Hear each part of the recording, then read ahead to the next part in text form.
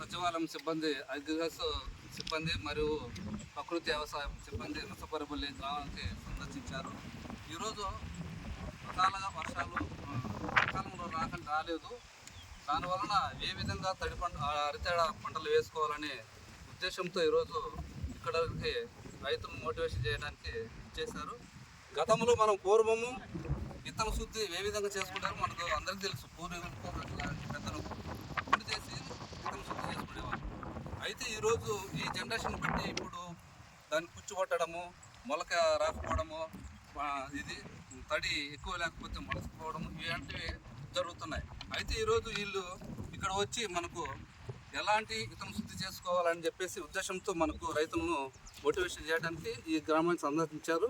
ఇది కంది అన్నమాట. కందికి వీళ్ళు బీజామృతం ఏ విధంగా దీన్ని మిక్సింగ్ చేయాలని తయారు చేసుకొని వచ్చారు. దీనికి దేశీ ఆవు అంటారు, నాటి ఆవు, గంజు, పేడ, సున్నము మిక్స్ చేసి దీనికి శుద్ధి చేస్తారనమాట. దీన్ని ఈ విధంగా మళ్ళీ దీంట్లోకి విత్తన శుద్ధి బంకమట్టి, మన చెరువుల్లో బావుల్లో పూర్వం మనకు దొరికేది మట్టి, మన గ్రామాల్లో మత్తుగా అందుబాటులో ఉంటుంది. దీన్ని జల్లెడు బట్టి దీంట్లో మళ్ళీ మిక్సింగ్ చేస్తారండి ఈ విధంగా. తర్వాత దీనికి నీటి కొంచెం తీసుకొని నీటిని దీంట్లో కలపడానికి, మొత్తం మిక్సింగ్ కావడానికి, వంట కట్టుకోవడానికి నీరు కొంచెం దీంట్లో వేయడం జరుగుతుంది.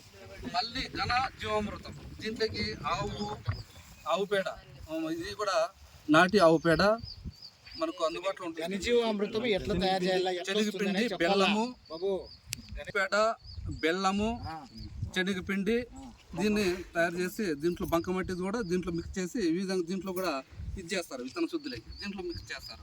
తర్వాత ఆఖరిలో బూడిద చేస్తాం అన్నమాట. మనకు ఆయిల్లో బూడిద, కట్టే బూడిద అంటారు. మనం కొనుక్కొచ్చే పనిలే, వంట చేసుకున్నప్పుడు మనకు పొయ్యిలో దొరుకుతుంది. ఆ బూడిదని దీంట్లో మిక్స్ చేస్తాం. ఇప్పుడు మనం ప్రత్యక్షంగా చూసాం కదా కంది ఎలా ఉంది. ఇందా ఒకటి తీసుకో, ఎంత సైజు ఉంది? ఇది మీడియం సైజు, మనకు సన్నగా ఉంది. ఇత్తన శుద్ధం చేసిన తర్వాత ఎంత లావైంది చూడండి. ఇన్ని మిక్స్ చేసిన మనకు తడి తక్కువైనా కూడా మనకు 20 రోజులు కూడా మొలక ఎత్తడానికి ఈ కెపాసిటీ దీనికి ఉందన్నమాట. ఆ విధంగా చేసుకుంటే మనకు భూమిలో ఉన్న ఏంటివి క్రీడ కావచ్చు, పురుగులు కావచ్చు, ఇలాంటివి నశించకుండా దీన్ని విత్తన శుద్ధి చేసుకుంటే దానికి ఎటువంటి క్రీడాకారాలు రాకుండా పైరు వచ్చేదానికి చాలా అనుకూలంగా ఉందన్నమాట. ఈ విధంగా మనం రైతులు వేసుకుంటే మనకు పైరు వచ్చే దిగుబడి, పంట కూడా దిగుబడి వచ్చేదానికి అవకాశం ఉంది.